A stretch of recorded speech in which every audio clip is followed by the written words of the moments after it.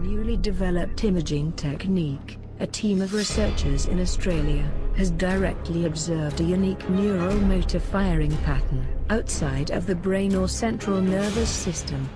The pattern of neuronal firing in the intestine showed exactly how our enteric nervous system coordinates contractions in our gastrointestinal tract. The enteric nervous system, ENS, is a massive mesh of neurons located in our gastrointestinal tract. It's the largest collection of neurons found in the body outside of the brain, and because of its ability to operate entirely independently, it has often been referred to as our second brain. It is only recently that science has begun to seriously look at how this so-called second brain actually functions. While we have countless studies correlating neuronal firing in the brain with assorted physical actions, there has been little examination into how neuronal firing in the ENS results in intestinal muscle activity. The new research outlines the development of a new, high-resolution neuronal imaging method designed to expressly examine neuronal firing in the ENS. Using mice models, the researchers were able to watch the rhythmic firing of neurons and see the subsequent contractions in intestinal muscles. This is the first time this kind of repetitive rhythmic neuronal firing pattern has been directly observed in the ENS, and the researchers suggest it could be an ancient neuronal pattern that evolved in humans a long time ago.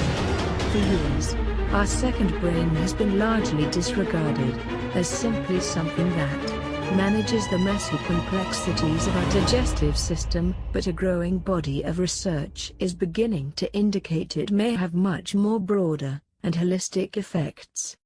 A new field of science, neurogastroenterology, has arisen to study this complicated mass of neurons.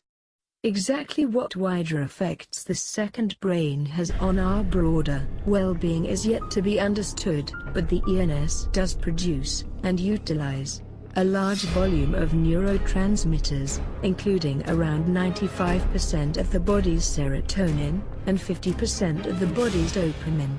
One study from 2010 found that serotonin released by the gut may be the fundamental cause of the bone-destroying disease osteoporosis.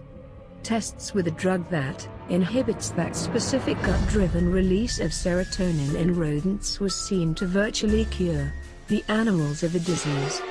Other more recent work revealed strange connections between traumatic brain injury and intestinal damage. The study suggested a two-way relationship between the brain and gut, with damage in one seemingly being reflected by changes in the other. This new work examining ENS neuronal firing is a valuable addition to a fascinating growing body of research helping us further understand the workings of this second brain. Maybe that good old gut feeling is a consequence of more neuronal activity than we ever previously suspected?